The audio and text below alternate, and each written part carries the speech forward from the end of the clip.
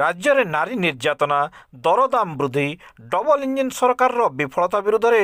ତାଳଚେର କଂଗ୍ରେସ ପକ୍ଷରୁ ବିଧାୟକ ପ୍ରାର୍ଥୀ ପ୍ରଫୁଲ୍ଲ ଦାସଙ୍କ ନେତୃତ୍ୱରେ ମଶାଲ ଶୋଭାଯାତ୍ରା ଅନୁଷ୍ଠିତ ହୋଇଯାଇଛି। ଶତାଧିକ କଂଗ୍ରେସ କର୍ମୀ ମଶାଲ ଧରି କାଳୀ ମନ୍ଦିରଠାରୁ ଆରମ୍ଭ କରି ହାଟତୋଟା ମାର୍କେଟ ଶୋଭାଯାତ୍ରାରେ ଆସି ବ୍ଲକ କାର୍ଯ୍ୟାଳୟ ପର୍ଯ୍ୟନ୍ତ ପହଞ୍ଚିଥିଲେ। ଏଥିରେ ତାଳଚେର ମ୍ୟୁନିସିପାଲିଟି ପର୍ଯ୍ୟବେକ୍ଷକ ଜିନେଶ ସାହୁ, ପୂର୍ବତନ ବ୍ଲକ ଅଧ୍ୟକ୍ଷ ଦିଗାମ୍ବର ଗଡ଼ନାୟକ, ପୂର୍ବତନ ମହିଳା କଂଗ୍ରେସ ସଭାନେତ୍ରୀ ସବିତା ଧୀର, ପୂର୍ବତନ ନଗରପାଳ କେଶବ ଭୂତିଆ, ଶରତ ପ୍ରଧାନ, ଡାକ୍ତର ମହାନ୍ତି, ରାଜକିଶୋର ସାହୁ, ହରେକୃଷ୍ଣ ମହାପାତ୍ର, ପୂର୍ବତନ କାଉନସିଲର ପୁଷ୍ପକ ସ୍ୱାଇଁ, ଗଣପତି ସାହୁ, ପ୍ରଫୁଲ୍ଲ ନାୟକ, ଛାତ୍ରନେତା ଦିଲ୍ଲୀପ ମହାପାତ୍ର, ବଳରାମ ବେହେରା, ସୌମ୍ୟ ସଞ୍ଜିତ ମିଶ୍ର,